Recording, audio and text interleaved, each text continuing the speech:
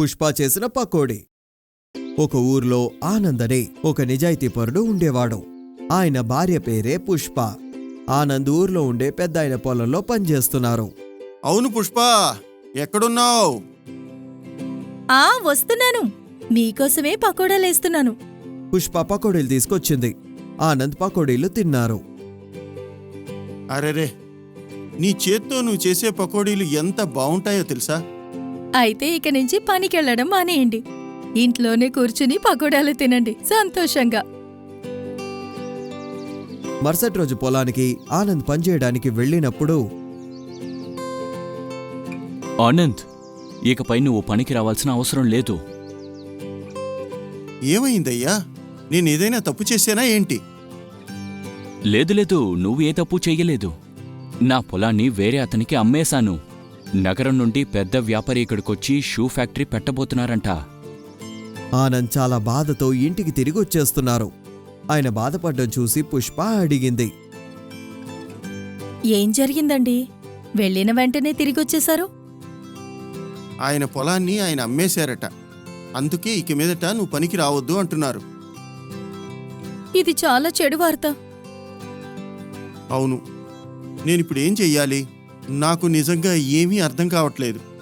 మీరు మరోలా అనుకోకపోతే ఒక మాట చెప్పనా? చెప్పు. నేను పకోడాలు బాగా వేస్తానని ఎప్పుడూ అంటూ ఉంటారుగా, మనమెందుకు పకోడాల వ్యాపారం పెట్టకూడదు? ఏం మాట్లాడుతున్నావు? నువ్వు పని చేస్తావా? ఇద్దరం కలిసి పనిచేద్దామండి. నేను ఇంట్లో పకోడాలేస్తాను, మీరు తీసుకెళ్లి వాటిని అమ్మండి. అవును, నువ్వు చెప్పేది నిజమే. మరుసటి రోజు పుష్ప వేడివేడి పకోడీలు చేసిచ్చింది. ఆనందాన్ని బండిలో పెట్టుకుని అమ్మడానికి బయలుదేరాడు. ఊరి బయట ఉన్న రోడ్లో తన బండిని పెట్టి అమ్మడం మొదలెట్టాడు. రండి రండి, వేడివేడి పకోడీలు వచ్చి తినండి. ఒక్కసారి రుచి చూస్తే మళ్ళీ మళ్ళీ కొంటారు. రండి. బంటి ఇంకా తన స్నేహితుడు బబ్లు ఇది చూసి మాట్లాడడం మొదలెట్టారు. అరే, అటు చూసావా? ఆనందన్నయ్య పకోడాలు అమ్ముకుంటున్నారు. అవును, ఈరోజే కొట్టు పెట్టారనుకుంటాను. సరే పద, వెళ్ళి అడుగుదాం. ఇద్దరూ ఆనంద్ దగ్గరికి వచ్చారు. ఆనందన్నా, ఏంటి పకోడాలు అమ్ముతున్నారా? అవును. పకోడా మంచి వాసన వస్తోంది. ఎంత కమ్ముతున్నారో కాస్త మాకు చెప్తారా? ఒక ప్లేటు 5 రూపాయలు. అయితే నాకు కూడా ఒక ప్లేట్ పకోడా ఇవ్వండి. నాకు ఓ ప్లేట్ ఇవ్వన్నా. ఆనంద్ ఇద్దరికి పకోడీలు ఇచ్చారు. ఇద్దరూ తిన్నారు. భలే భలే, పకోడాలు ఎంతో రుచిగా ఉన్నాయి. ఆహా, చాలా రుచిగా ఉన్నాయి. నాకింకా 2 ప్లేట్లు ఇవ్వండి అన్నా, నేను ఇంటికి తీసుకెళ్తాను. మీరు రేపటి నుంచి ఇంకా చాలా పకోడీలు చేయాలి. అలాగేనండి, రేపు ఎక్కువ పకోడాలు వేసిస్తాను. మళ్ళీ పకోడీలు చేసేటప్పుడు జ్ఞాపకం ఉంచుకో, మన పకోడీల గురించి అందరూ మాట్లాడుకోవాలి. అలా జరిగితే మన సమస్యలన్నీ తీరిపోతాయండి. మరుసటి రోజు అక్కడికొచ్చి ఆనంద్ పకోడీలు అమ్ముతున్నప్పుడు లల్లన్ తన బండిని కూడా తీసుకొచ్చి అక్కడ ఉంచాడు. వేడివేడి పకోడీలతో పాటు చట్నీ కూడా ఫ్రీగా ఇస్తాను. రండి రండి, చట్నీతో పాటు పకోడీల్ని తినండి. బంటి బబ్లీ మాత్రమే కాకుండా ఇంకా ఎంతో మంది వచ్చి ఆనంద్ పకోడీలు తినడం మొదలెట్టారు. వాళ్ళు లల్లన్ చెప్పింది విన్నారు. ఆరారే, పకోడాతో చట్నీ కూడా ఇస్తున్నారా? ఇది మంచి విషయమే. పకోడా చట్నీతో దొరుకుతోంది. అయితే సరే, ఈరోజు ఆ పకోడానే తిందాం. కస్టమర్లందరూ లల్లన్ బండి దగ్గరికి వెళ్లిపోయారు. తన పకోడీలు తినడం మొదలుపెట్టారు. ఆహా, సూపరు! ఇది నిజంగా చాలా రుచిగా ఉందన్నా. అవునవును, టేస్టు లేకుండా ఉంటుందా ఏంటి? చట్నీలో మందు కలిపాను కదా. ఆనంద్ పాపం చూస్తూ ఉండిపోయాడు. తన కొట్టుకి ఎవ్వరూ రాలేదు. సాయంత్రం ఇంటికి తిరిగి వచ్చేశాడు. అయ్యే, ఏమైంది? ఈ రోజు పకోడాలు అమ్మకుండానే తిరిగొచ్చేశారు? నాకు తెలిసి మనం ఈ పని ఆపేయాలి అనుకుంటా. హఠాత్తుగా ఇవాళేమైందండి? నిన్నన్నీ బాగానే అమ్ముడుపోయాయి కదా, ఈరోజు ఏమైంది? ఈరోజు పకోడీలు కొంచెమే అమ్ముడుపోయాయి. లలన్ వచ్చి అందరినీ తన షాపు వైపుకే పిలుచుకున్నాడు. ఇంత చిన్న విషయానికి ఎవరైనా బాధపడతారా? దిగులు పడకుండా ఏం చేయమంటావు? కస్టమర్లందరూ మన షాపుకి రాకుండా తన షాపు వైపుకే వెళ్తుంటే అప్పుడు మనం ఎలా పకోడీలు అమ్మాలి? కానీ అందరూ ఆయన దగ్గరికి వెళ్ళేట్టు ఆయన ఏం చేసి ఉంటాడేంటి? పకోడీలతోటి ఏదో స్పెషల్ చట్నీ చేసి అందరికీ ఇస్తున్నాడు. ఒక్కొక్కళ్ళు వెళ్ళి 5 ప్లేట్లు పకోడీలు తింటున్నారు. ఏంటి 5 ప్లేట్లా?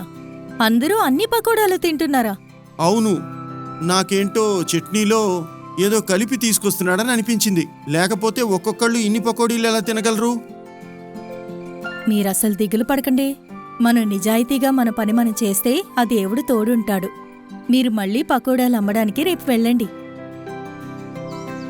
మరుసటి రోజు మళ్ళీ ఆనంద్ అక్కడ పకోడీలు అమ్మడానికి వెళ్లారు. లల్లన్ కూడా అక్కడే తన కొట్టు పెట్టి కూర్చున్నాడు. రండి రండి, చట్నీతో పాటు పకోడీల్ని తిని వెళ్ళండి.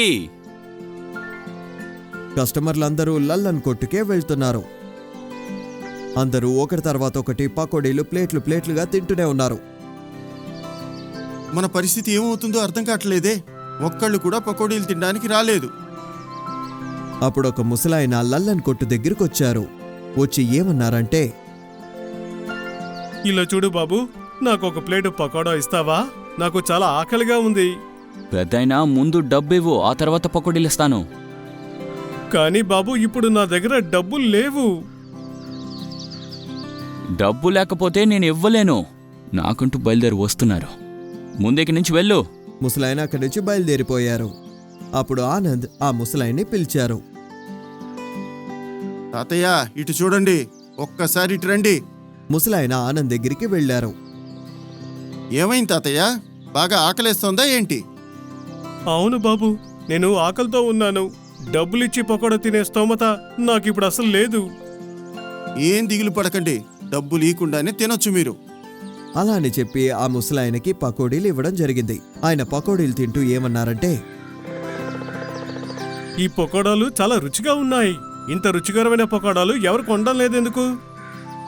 తెలియటం లేదే. ఎవ్వరూ నా పకోడీలు తింటమే లేదు. తన దగ్గర ఏదో స్పెషల్ చట్నీ ఉందట. నువ్వేమీ బాధపడకు బాబు, ఆ పైవాడు అంతా చూస్తున్నాడు. నువ్వు పడిన కష్టం ఎప్పుడూ వృధా కాదు.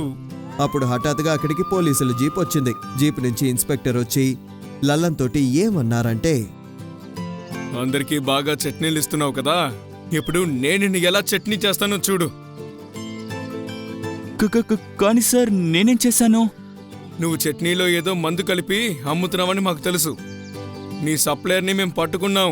అతనే నీ పేరు మాకు చెప్పాడు. పోలీసులు లల్లన్ని తీసుకుని జీప్లో అక్కడి నుంచి బయలుదేరిపోయారు. లల్లన్ అరెస్ట్ అయ్యాడు.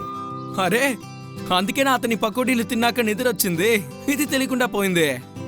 ఆ స్పెషల్ చట్నీకి అర్థమేంటో నాకు ఇప్పుడు అర్థమైంది. దీనికి బదులుగా మనం ఆనంద్ అనే దగ్గరే పకోడీలు తినొచ్చు. ఆ తర్వాత కస్టమర్లందరూ ఆనంద్ దగ్గరే వచ్చి పకోడీలు తిన్నారు. ఆ తర్వాత ఆనంద్ పకోడీలు ఎంతో ఫేమస్ అవడం మొదలైంది. ఆయన వ్యాపారం కూడా పెరిగిపోయింది.